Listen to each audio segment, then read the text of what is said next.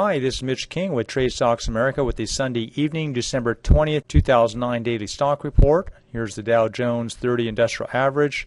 Had a little bit of a rebound on Friday, and we're looking for the market to move up a little bit, probably get up to that little line there, which is what we call some resistance if we draw a line across the top here. And the real question is whether we go above that line and move on to higher highs, which would be a very bullish sign if we did do that. But you can see right in here in this last month we've been stuck in this trading range that doesn't have much of a range, and that's why I said on the report that it's really becoming a short-term trader's market for the rest of the year, and we're likely to have some volatility possibly on the negative side in that first week of January as mutual fund, money managers, and hedge fund managers rebalance their portfolio to make themselves look good at the end of the quarter, and then they start buying what they really want to have on that first week of January. So there's typically a lot of volatility, a lot of volume. We saw a lot of volume on Friday with the quadruple expiration date, which is called quadruple witching. I think that happens about 4 times a year. Here's the NASDAQ composite, a lot stronger than the Dow, up 1.45%, as you can see. That shows this number there, plus 1.45% for the day, which is really big. But we had Research in Motion. Let's go to that, which is not a stock we have, but just showing you what's influencing the NASDAQ composite. Ran up here 10.3% on Friday based on their earnings, and their forecast was very strong. So this stock has been kind of in a hole for over a month. All of November and the first week of December, and now we're just starting to break out there. But that influences the whole market in terms of the technology stocks, so that's the reason why it's up 1.4%, and the Dow was up only 0.2% on Friday. So that's why the NASDAQ made such a big move. It looks like to me, the way it's setting up, it's very possible, very conceivable to see this thing move right up here this week, and that would be significant to break out of that trading range, because the NASDAQ has been leading earlier this year, quite a bit of the year, and now it seems to be taking over with this move on Friday. So the NASDAQ's been a leader, and other indexes have been following. So this could be a nice change in pattern especially for our long positions. Here's the NASDAQ composite, up 0.58% in between the NASDAQ and the Dow. Let's take a look at a handful of stocks. Here's Pepsi. Stopped out at $60. This move came down from $64.40 about 2 weeks ago. If you're still long the stock, it looks like to me we're going to bounce up. You know, the purpose of the stops is to keep you from having large losses, and sometimes it works against you, but most of the time it keeps you from having a disaster.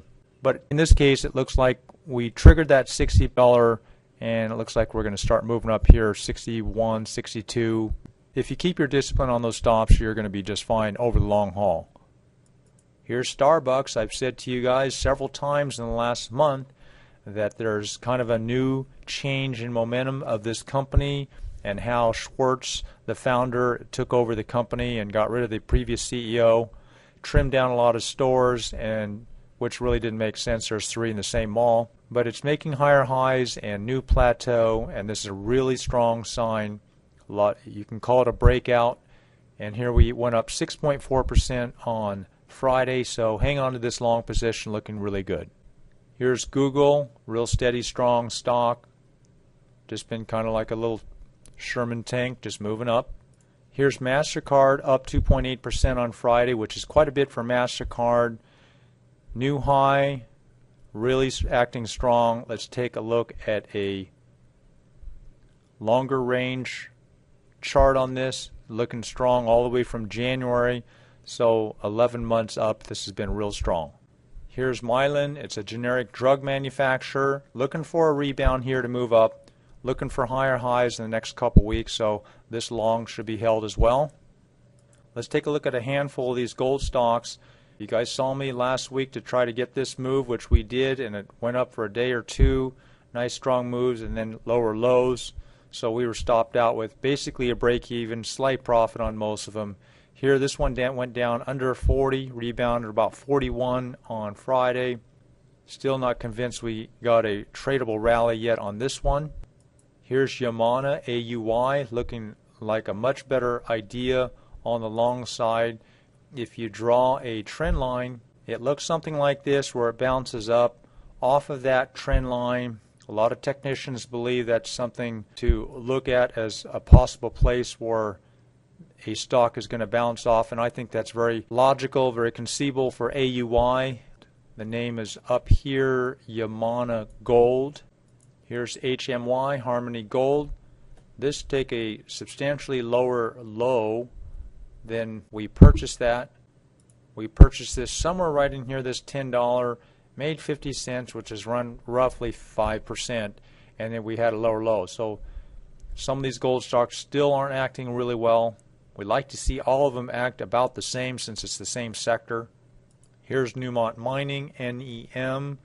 Just a reminder, repetition here, upper left corner is the stock symbol on most of the charts that we're showing. And here's GFI. So we're looking for a rebound on some of these. I think that there is a tradable rally on at least a swing trade here pretty soon. You can see a couple stocks went long on Friday on the gold sector. Here's Nuva. Nice move on Friday, up 4.4%. Looking for higher highs. So that's a hold on that. And let's cover that bull short HPJ, which gave a 37% profit potential last week from this high of 907 to a 658. Big rebound the last 2 days. You guys have heard me talk about this on the report as well as in the Wizard training course. These tend to bounce when they get close to that target price. In this case was 6 to 650. But here's the good thing. Watch this stock to see if we break through this $9 point, okay? So if it busts through this $9, which if you take this line right there is roughly where it was, 907, then you don't want to be shorting this if it breaks through up through that 904 number. And if it peaks just below that, which would be any time tomorrow or the next day, preferably tomorrow, because it was up 13% on Friday, which you can see right there, plus 13.21% was Friday's gain. Like to see a little more upside, maybe 40, 50 cents, then peak out and turn over. That would be a good looking sign to enter a very small short position and try to make a profit on this a second time.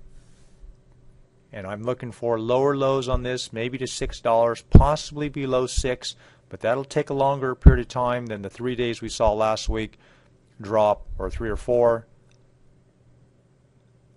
And we'd like to see this possibly below $6, but it'll take a couple weeks. So you guys take care. You know the routine. Put the odds in your favor. We'll talk to you tomorrow night.